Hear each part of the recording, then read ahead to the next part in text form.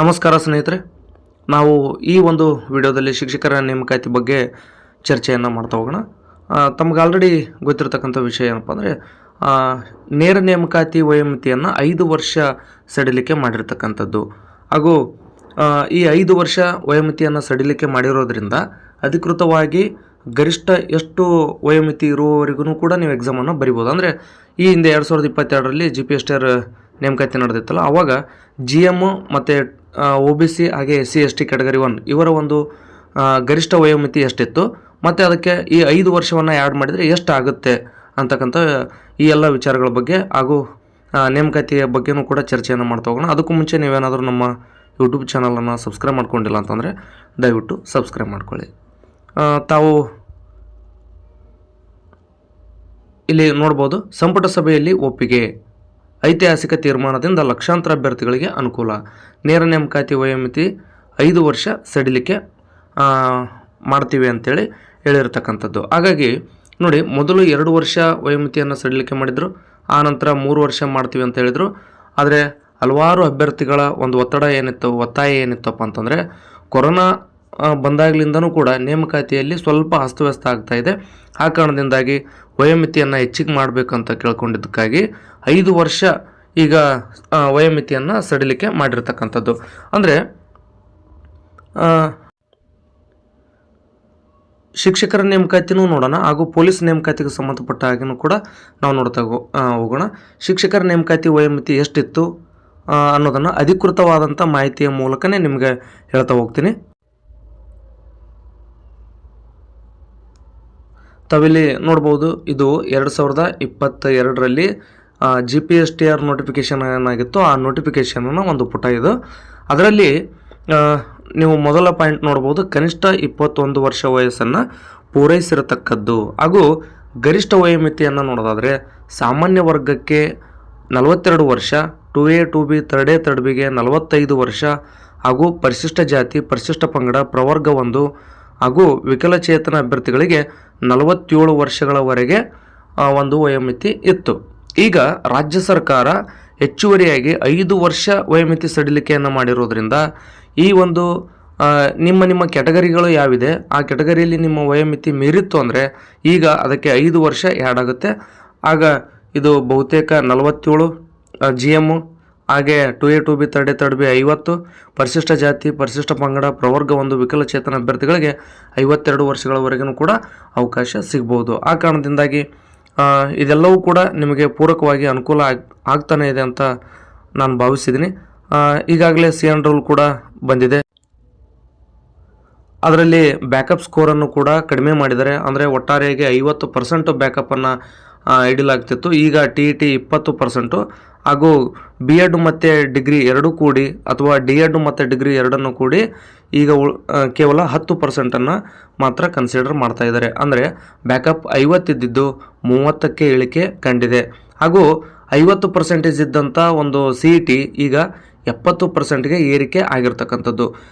ಇದೆಲ್ಲವನ್ನು ನೋಡೋದಾದರೆ ನೋಡಿ, ಈಗ ಅಂದರೆ ಈ ಕ್ಷಣಕ್ಕೆ ಯಾರೆಲ್ಲ ಅಪ್ಡೇಟ್ ಇರ್ತಾರೆ, ಅಂದರೆ ಯಾರು ತಮ್ಮ ವಿಷಯಗಳಲ್ಲಿ ಹಿಡಿತವನ್ನು ಸಾಧಿಸಿರ್ತಾರೆ ಹಾಗೂ ಕನ್ನಡ, ಇಂಗ್ಲೀಷು, GK, ಮೆಂಟಲ್ಬಿಲಿಟಿ ಈಗ ಎಲ್ಲ ವಿಷಯಗಳಲ್ಲೂ ಕೂಡ ಹಿಡಿತವನ್ನು ಸಾಧಿಸಿದಂಥವ್ರು ಮತ್ತು ಚೆನ್ನಾಗಿ ಓದಿದಂಥವರು ಈಗ ಶಿಕ್ಷಕರಾಗಿ ನೇಮಕ ಆಗ್ತಕ್ಕಂಥದ್ದು. ನೋಡಿ, ಇದನ್ನು ಯಾಕೆಲ್ಲ ನಾನು ಹೇಳ್ತಾ ಇದ್ದೀನಿ ಅಂತಂದರೆ, ಡಿಗ್ರಿಯಲ್ಲಿ 90 ಮಾಡಿರ್ತಾನೆ ಆದರೆ ಅಪ್ಡೇಟ್ ಇರೋದಿಲ್ಲ.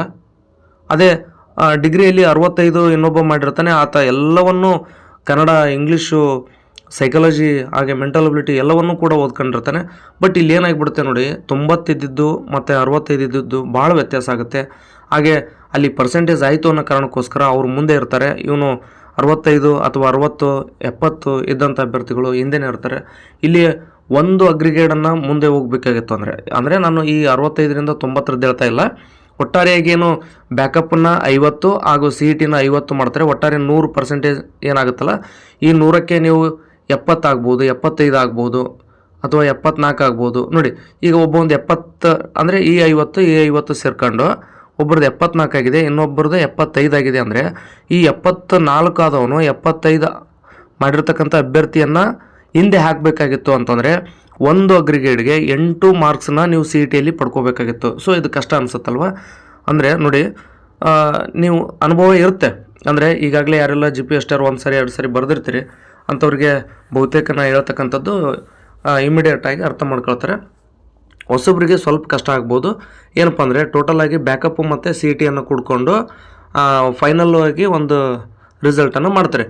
ನಿಮಗೆ ಈಗಾಗಲೇ ಹೇಳಿದಂತೆಯೇ ಇದೇ 74 ಒಬ್ಬ ಅಭ್ಯರ್ಥಿ ಮಾಡಿದರೆ, 75 ಇನ್ನೊಬ್ಬ ಅಭ್ಯರ್ಥಿ ಮಾಡಿದರೆ, ಈ 74 ಮಾಡಿದವನು 75ರವನ್ನು ಹಿಂದೆ ಹಾಕಬೇಕಾಗಿತ್ತು ಅಂತಂದರೆ 8 ಅಂಕಗಳನ್ನು ತೊಗೊಂಡ್ರೆ 1 ಅಗ್ರಿಗೇಟ್ ಆಗುತ್ತೆ. ಅಂದರೆ ಒಂದೇ ಒಂದು ಪರ್ಸೆಂಟೇಜ್ ಹಿಂದೆ ಹಾಕಬೇಕಾಗಿತ್ತು ಅಂದರೆ ಕನಿಷ್ಠ 9 ಅಂಕಗಳನ್ನಾದರೂ ತೊಗೋಬೇಕು. ಆಗ ಈ 74 ಇದ್ದವನು ಏನಾಗುತ್ತೆ 74 ಪಾಯಿಂಟ್ ಆಗುತ್ತೆ 9 ಅಂಕ ತೊಗೊಂಡ್ರೆ.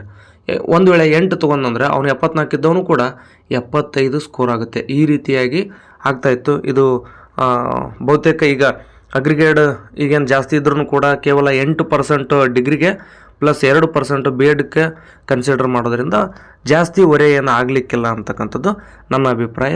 ಸೊ ಇದೆಲ್ಲರಿಗೂ ಕೂಡ ಖುಷಿಯನ್ನು ನೀಡಿದೆ. ಏನೇ ಇರಲಿ, ಈಗ ನಾವು ನೇರವಾಗಿ ವಿಷಯಕ್ಕೆ ಬರೋಣ. ಇಲ್ಲಿ ನೇರ ನೇಮಕಾತಿಗೆ ಏನು 5 ವರ್ಷ ವಯೋಮಿತಿ ಸಡಿಲಿಕೆಯನ್ನು ಕೊಟ್ಟಿದ್ದಾರೆ, ಎಲ್ರಿಗೂ ಕೂಡ ಅನುಕೂಲ ಆಗಿದೆ ಅಂತ ನಾನು ಭಾವಿಸ್ತೀನಿ. ಜೊತೆಗೆ ಈ ಪೊಲೀಸ್ ನೇಮಕಾತಿಗೆ ಸಂಬಂಧಪಟ್ಟ ಹಾಗೆಯೂ ಕೂಡ ನಾವು ನೋಡ್ತಾ ಹೋಗೋಣ. ತಾವಿಲ್ಲಿ ನೋಡ್ಬೋದು ಪೊಲೀಸ್ ಇಲಾಖೆ ಈ ಒಂದು ಪೊಲೀಸ್ ಕಾನ್ಸ್ಟೇಬಲ್ ನೇಮಕಾತಿಗೆ ಸಂಬಂಧಪಟ್ಟಂಥ ಒಂದು ನೋಟಿಫಿಕೇಷನ್ ಇದೆ 2022ರದ್ದು. ಮತ್ತು ಹೊಸ ನೇಮಕಾತಿ ಏನಲ್ಲ, 2022ರಲ್ಲಿ ಆದಂಥ ನೋಟಿಫಿಕೇಷನ್ನ ಯಾಕೆ ತೊಗೊಂಡಿದೆ ಅಂತಂದರೆ ಅವಾಗ ವಯೋಮಿತಿ ಅಧಿಕೃತವಾಗಿ ಎಷ್ಟಿತ್ತು ಮತ್ತು ಈಗ 5 ವರ್ಷ ಅದಕ್ಕೆ ಆ್ಯಡ್ ಮಾಡಿದರೆ ಎಷ್ಟಾಗುತ್ತೆ ಅನ್ನೋದ್ರ ಬಗ್ಗೆ ಮಾಹಿತಿಯನ್ನು ನೀಡಬೇಕನ್ನೋ ಕಾರಣಕ್ಕೋಸ್ಕರ ಈ ಒಂದು ಹಳೆಯ ನೋಟಿಫಿಕೇಷನನ್ನು ನಾನು ಡೌನ್ಲೋಡ್ ಮಾಡ್ಕೊಂಡು ನಿಮಗೆ ತೋರಿಸ್ತಾ ಇದ್ದೀನಿ. ತಾವಿಲ್ಲಿ ನೋಡ್ಬೋದು ಇದೊಂದು ಸಿವಿಲ್ ಪೊಲೀಸ್ ಕಾನ್ಸ್ಟೇಬಲ್ ನೇಮಕಾತಿ ಒಂದು ನೋಟಿಫಿಕೇಷನ್ ಆಗಿದ್ದು ಇಲ್ಲಿ ಡೇಟ್ ಕೊಟ್ಟಿದ್ದಾರೆ. ಆ ಡೇಟ್ ಏನು ಅವಶ್ಯಕತೆ ಇಲ್ಲ. ಒಟ್ಟಾರೆ ಅಭ್ಯರ್ಥಿಗೆ ಕನಿಷ್ಠ ವಯಸ್ಸು 19 ವರ್ಷ ಆಗಿರಬೇಕು. ಜೊತೆಗೆ ತಾವಿಲ್ಲಿ ನೋಡ್ಬೋದು ಪರಿಶಿಷ್ಟ ಜಾತಿ, ಪರಿಶಿಷ್ಟ ಪಂಗಡ ಹಾಗೂ ಹಿಂದುಳಿದ ವರ್ಗಗಳಿಗೆ ಸೇರಿದ ಅಭ್ಯರ್ಥಿಗಳು 27 ವರ್ಷಗಳಿಗೆ, ಅಂದರೆ ಅಭ್ಯರ್ಥಿಗಳಿಗೆ 27 ವರ್ಷಗಳು ಹಾಗೂ ಇತರೆ ಅಭ್ಯರ್ಥಿಗಳಿಗೆ 25 ವರ್ಷಗಳು. ಈಗ ನಿಮ್ಗೊಂದು ಕ್ಲಾರಿಟಿ ಬಂದಿರುತ್ತೆ. ಇದಕ್ಕೆ 5 ವರ್ಷವನ್ನು ನೀವು ಆ್ಯಡ್ ಮಾಡ್ಕೊಂಡ್ರೆ ಅಂದರೆ ಅಲ್ಲಿ ಏನು ಮಾಡಿದ್ದಾರೆ ಅಂತಂದರೆ ಕೇವಲ ಇಂಥ ಕೆಟಗರಿಗೆ ಅಂತೇನು ವಯೋಮಿತಿಯನ್ನು ಸಡಿಲಿಕೆ ಮಾಡಿಲ್ಲ. ಒಟ್ಟಾರೆಯಾಗಿ ಎಲ್ಲ ಕೆಟಗರಿ ಅಥವಾ GM ಅಭ್ಯರ್ಥಿಗಳಿಗೂ ಕೂಡ ಈ ಒಂದು ವಯೋಮಿತಿ ಸಡಿಲಿಕೆಯನ್ನು ಮಾಡಿರ್ತಕ್ಕಂಥದ್ದು. ಆ ಕಾರಣದಿಂದಾಗಿ ಎಲ್ಲ ಅಭ್ಯರ್ಥಿಗಳು ತಾವಿಲ್ಲಿ ನೋಡ್ಕೋಬೋದು, SC ಇರ್ಬೋದು, ST ಇರ್ಬೋದು ಹಾಗೂ OBC ಅಭ್ಯರ್ಥಿಗಳಿಗಿರ್ಬೋದು, ಅವ್ರಿಗೆ ಗರಿಷ್ಠ 27 ಇತ್ತು. ಈಗ ಅದಕ್ಕೆ 5 ವರ್ಷಗಳನ್ನು ಹೆಚ್ಚುವರಿಯಾಗಿ ನೀಡಿರ್ತಕ್ಕಂಥದ್ದು. ಹಾಗೂ GM ಅಭ್ಯರ್ಥಿಗಳಿಗೆ 25 ಇತ್ತು, ಅದಕ್ಕೆ 5 ವರ್ಷಗಳು ನೀವು ಮಾಡಿಕೊಂಡ್ರೆ ಅಂತಂದರೆ ನಿಮಗೆ ಈಗ ಅರ್ಥ ಆಗ್ಬೋದು ಅಂತ ನಾನು ಭಾವಿಸಿದ್ದೀನಿ. ಸೊ ನಿಮಗೆಲ್ರಿಗೂ ಕೂಡ ಇದೊಂದು ಗುಡ್ ನ್ಯೂಸ್ ಅಂತಲೇ ಹೇಳ್ಬೋದು. ಯಾಕಂದರೆ ವಯೋಮಿತಿ ಮೀರಿದ ಕಾರಣಕ್ಕೋಸ್ಕರ ಎಷ್ಟೋ ಜನ ಅಂದರೆ 27 ಅನ್ನೋಂಥದ್ದೇನು ಈ SC ST OBC ಅಭ್ಯರ್ಥಿಗಳಿಗೆ 27 ವರ್ಷದ ಒಳಗಡೆ ಈ ಒಂದು PC ಎಕ್ಸಾಮ್ ಕ್ಲಿಯರ್ ಮಾಡ್ಕೊಳ್ಳಿಲ್ಲ ಅಂತಂದರೆ ಅವರಿಗೆ ಮತ್ತೆ ಯಾವತ್ತೂ PC ಎಕ್ಸಾಮ್ ಬರೋಕ್ಕೆ ಅವಕಾಶ ಇರಲಿಲ್ಲ. ಆದರೆ ಅದೃಷ್ಟ ನಿಮ್ಮ ಕೋರಿಕೆ ಬಲವಾಗಿತ್ತು ಅಂತಲೇ ಅನಿಸುತ್ತೆ. ಆ ಕಾರಣದಿಂದಾಗಿ ದೇವರು ನಿಮ್ಮ ಪರವಾಗಿ ಇದ್ದಾನೆ. ಏನೋ ಇರಲಿ, ಅಂದರೆ ನೋಟಿಫಿಕೇಷನ್ 1 ವರ್ಷನೇ 2 ವರ್ಷನೇ ಲೇಟ್ ಆಗಿರ್ಬೋದು, ಇಲ್ಲ ಅಂತಲ್ಲ, ಬಟ್ ದೇವರು ನಿಮ್ಮ ಪರ ಇದ್ದಾನೆ ಅನ್ನೋದಕ್ಕೆ ಇದು ಕೂಡ ಒಂದು ಸಾಕ್ಷಿ. 5 ವರ್ಷ ಏನಾದರೂ ಸಡಿಲಿಕೆಯನ್ನು ಕೊಟ್ಟರು ಅಂತಂದರೆ 32 ವರ್ಷ ಉಳಿದವರಿಗೆ GM ಅಭ್ಯರ್ಥಿಗಳಿಗೆ ಹೆಚ್ಚು ಕಡಿಮೆ 30 ವರ್ಷ ಈ ರೀತಿಯಾಗಿ ವಯೋಮಿತಿ ಹೆಚ್ಚಿಗೆ ಆಯಿತು ಅಂತಂದರೆ ನಿಮ್ಗೆ ಅವಕಾಶ ಸಿಕ್ತು ಅಂತಂದರೆ ಮತ್ತೊಂದು ಬಾರಿ 2 ಬಾರಿ ನಿಮಗೆ ಎಕ್ಸಾಮ್ ಬರೆಯೋದಕ್ಕೆ ಅವಕಾಶ ಸಿಗುತ್ತೆ. ತಮ್ಮೆಲ್ಲರಿಗೂ ಕೂಡ ಒಳ್ಳೆಯದಾಗಲಿ ಅಂತ ನಾನು ಭಾವಿಸ್ತಾ ಈ ಒಂದು ವಿಡಿಯೋನ ಇಲ್ಲಿಗೆ ಮುಗಿಸ್ತಾ ಇದ್ದೀನಿ. ಧನ್ಯವಾದಗಳು.